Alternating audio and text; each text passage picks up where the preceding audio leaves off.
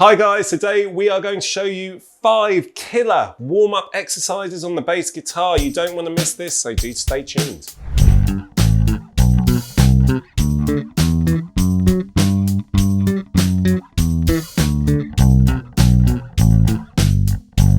Hey guys, it's James here from eBassGuitar. See, I'm equipped with my morning coffee here and I've got special guest eBassGuitar coach Toby Newcombe in today. And one of the things I always ask our guests on the eBassGuitar YouTube channel, what are your favorite morning coffee warm-up drills? So Toby, what are your favorite drills? So today I have selected 5 of my favorite warm-up drills to do on the bass guitar.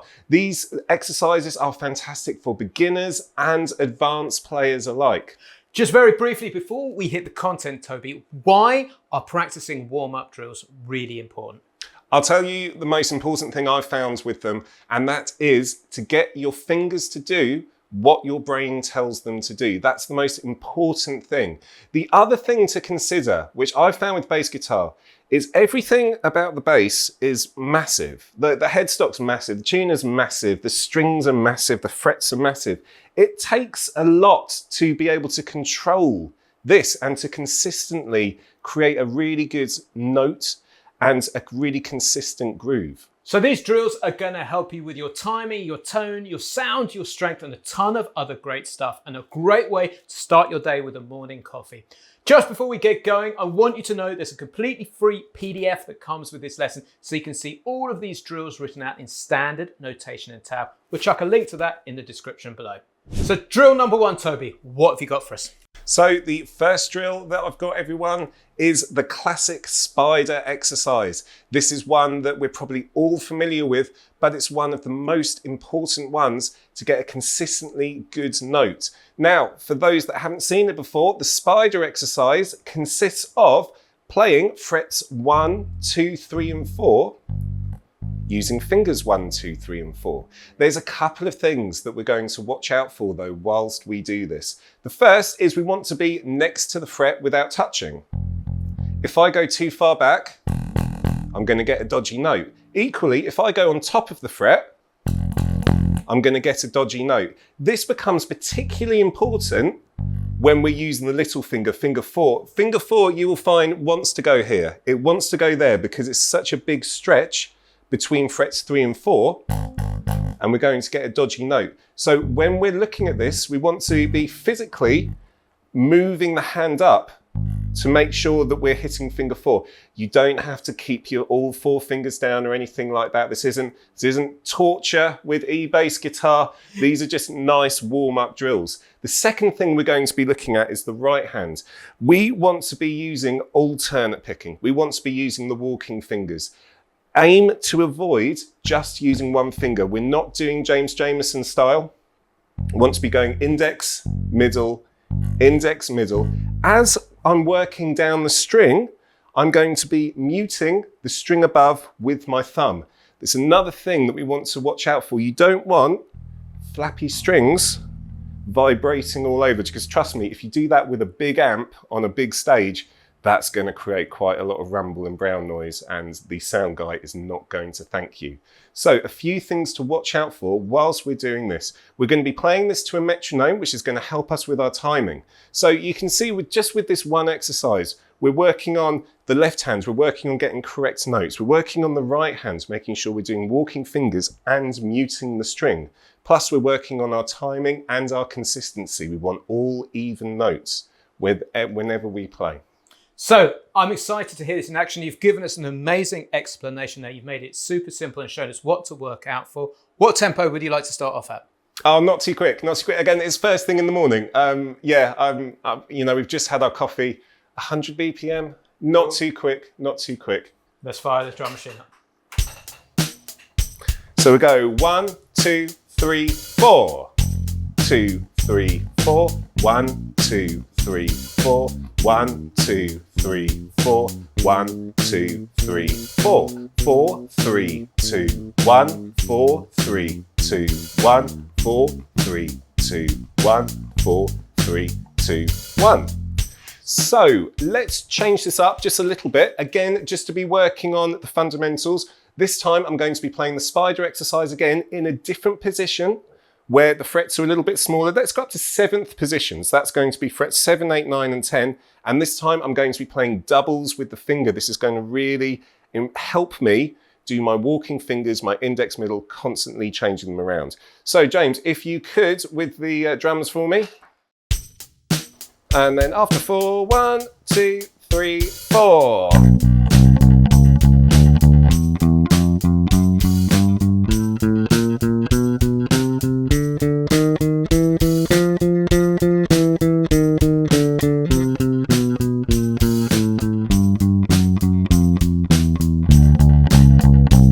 So that's a great exercise. Where do we take this next? Well, the next thing is basically another bass teacher, much cleverer than myself, took that idea of the 1, 2, 3, 4 and placed it in every single order possible. These are called the permutations. These are fantastic to get your fingers to do what your brain tells them to do. I've never come across a better exercise for finger dexterity. So there are 24 of these permutations written out. I've got them all written out in my book, The Essential Guide to Technique. So if you want to really zoom in on this content even deeper, make sure you check out my book. But we'll put this in the PDF too. Now, a practice session would take a long time if you're going to go through all 24 of these. How do you choose to practice these on a daily basis when you get up for your morning coffee? I pick 3 at random. It's a lot like bingo. Some of these are harder than others. So I just pick 3 randomly. I put my metronome on, I put my drums on, and then I will work purely on 3 of them. So can I pick 3 of these at random for you? Yeah, please do. Cool. So I'm going to start you off with 3, 4, 1, 2. 3, 4, 1, 2. So I'm going to be doing this in 5th position, and 3, 4, 1, 2 refers to my finger numbers. So the frets I'm going to be playing are going to be 7, 8, 5, 6. When I get down to the bottom, I'm going to go in the same order. So I'm not going to be reversing that because that's another permutation, which I'm going to do another time. So 3, 4, 1, 2. All right, let's do it with the drums. So after 4, 1, 2, 3, 4.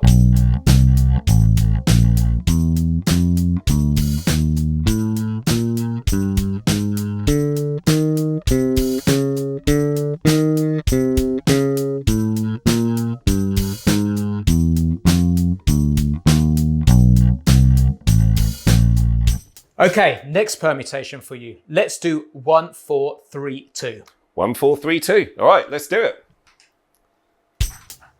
2, 1, 2, 3, 4.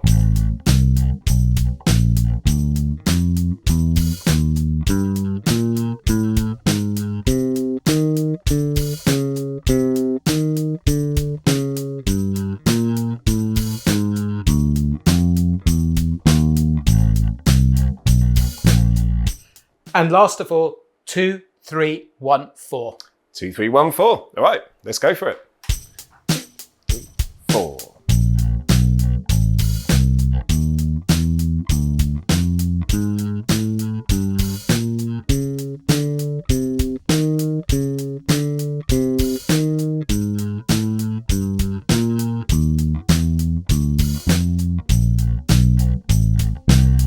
So drill number 1 was the spider exercise in isolation. Drill number 2 was the 24 permutations. Pick 3.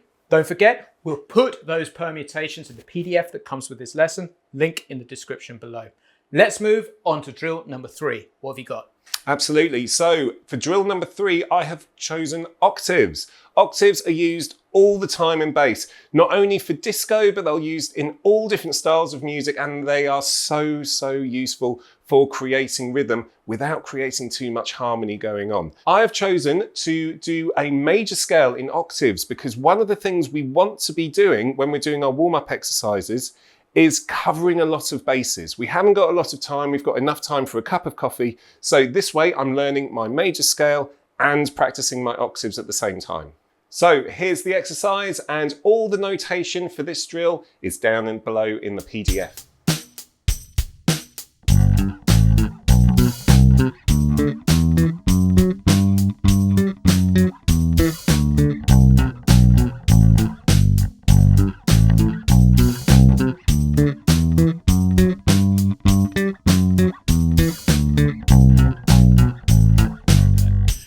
is a really great drill. And there's a couple of things that I picked up watching you do that. The first one is you are using the 4/3 technique, or Samandal as it's sometimes known. So that is where you're using 1 and 4 there. And the reason that's really good is because it's a really comfortable way of playing octaves. And the other thing that this exercise practices is expanding and contracting the hand shape as the frets get larger and smaller as you go up. You can also try that with 1 and 3 as well. Both are equally cool. So guys, Toby and I are halfway through this video now, and I've got a really quick favor to ask you. Number one, if you're not subscribed to the eBassGuitar YouTube channel, and number two, you are enjoying this content, please can you hit the red subscribe button, which is somewhere around this video. What this means for you is you'll be the first to know when a new video goes live. What this means for us is we can grow the reach of the eBassGuitar YouTube channel. In simple terms, the more subscribers we've got to the channel, the more great guests we can get in like Toby, and the more we can keep putting more bass love into the world. So please hit the red subscribe button, which is somewhere around this video. All right, so let's move on to warm-up exercise number 4. So warm-up exercise number 4 focuses purely on the right hand and getting consistent rhythm with your index and middle fingers. And I've chosen a very, very famous bass song that I'm sure many of you will have heard, which is Deantown by Wolfpack, which has Joe Dart's incredible bass line going all the way through it. Now, one thing about this bass line is everyone always goes to the main hook section, which does have this incredible bass line running all the way through for something like 32 bars. It is awesome. It is such an awesome thing. But the thing that I really like about this is this consistent 16th note pattern that he just keeps going throughout the rest of the song. It is absolutely phenomenal. This sounds like an incredible workout for your plucking hand. You mentioned using your right hand there. If you're a lefty, this is obviously using your left hand too. So whatever hand you pluck with, this is great for building up your speed. So all the notation for this is in the PDF, so make sure you grab that. Let's hear this exercise. What tempo are you going to start at? Well, the important thing with this exercise is not to start too fast. You've got to start slow and build it up, because if you start too fast and kind of, sort of hobble your way through it, you're going to be picking up all kinds of mistakes, all kinds of inconsistencies. So we're actually going to take this tempo quite slow and gradually build it up. There's nothing wrong with doing that. Logging your tempo and then gradually, slowly increasing it over the days of your warm-up exercises. So what tempo would you like to play it at for today? So just to show you where I would start, I'd start around 70 BPM. 1, 2, 3, 4.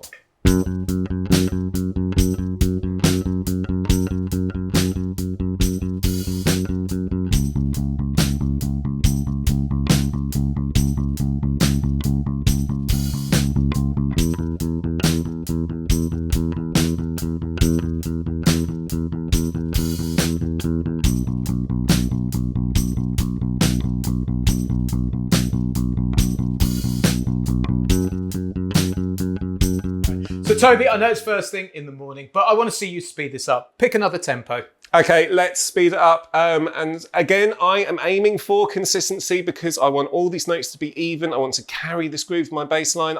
But do you know what? Let's push it up to 90. The coffee's kicking in, and I reckon I can get a bit more speed out of it. Let's go 90. 2, 1, 2, 3, 4.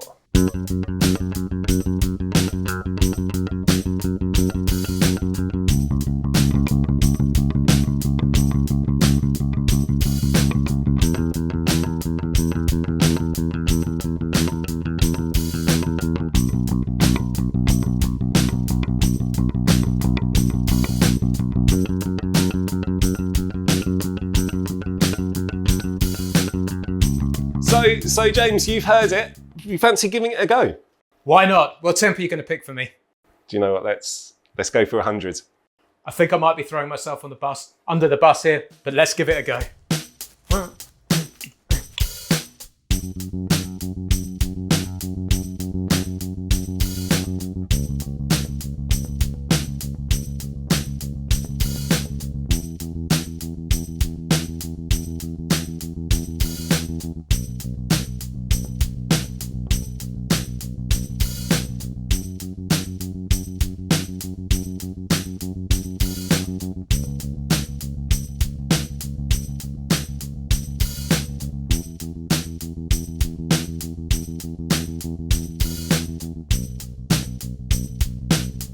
Wow, that Joe Dart really does have chops of death. And considering that's first thing in the morning and he gets it up to somewhere like 120 beats per minute, doesn't he?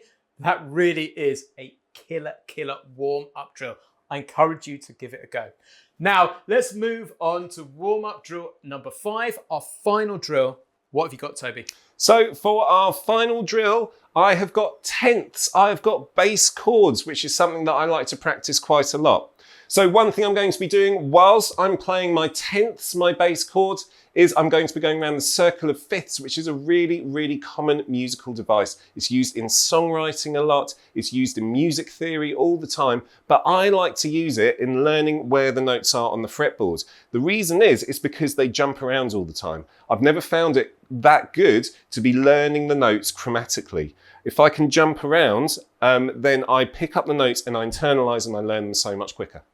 Absolutely. So what tenths are we going to use, major or minor? So I'd like to use both actually. So I'm going to go around the circle of fifths once using major tenths, and I'm going to go around the circle of fifths once using minor tenths. Remember, all of this stuff is written out in the PDF which comes with this lesson. Link in the description below. So let's hear it in action. Absolutely. So with my right hand, I'm going to be using a pinch. I'm going to be using my thumb on the E string, my index finger on the G string, pinching them together so I get the note at the same time and it sounds like a chord. We're going to start at the top of the circle with C.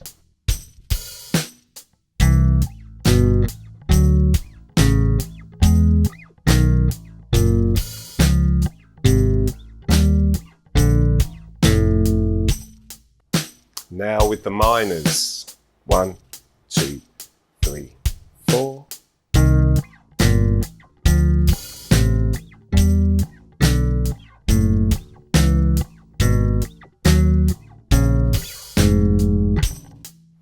Really great for getting around that fingerboard. So that is one heck of a deceptively difficult drill. I've never actually practiced that before, which is why I love getting the eBassGuitar coaches and instructors in, because I'm always learning stuff. Now, speaking of that, if you'd like to learn more from the man himself, Toby Newcombe over here, he is one of our Bass Lab Plus coaches over at eBassGuitar. He regularly presents our live masterclasses and Q&As, so you can learn directly from him and also take a ton of step-by-step courses and other goodies too. I would love you to check out the Bass Lab Plus. And also, I want to sweeten the deal as well. I want to give you 14 days completely free to take it for a test drive. So what I'm going to do is I'm going to put a very special link in the description below. Please sign up for the 14 days, check it out, and hopefully it will transform your bass playing like it has thousands of other students too. Well, I don't know about you, James, but I fancy another cup of morning coffee. So do I. It will definitely help you play those Wolfpack bass lines up to speed. Catch you next time, guys. Thanks, bye.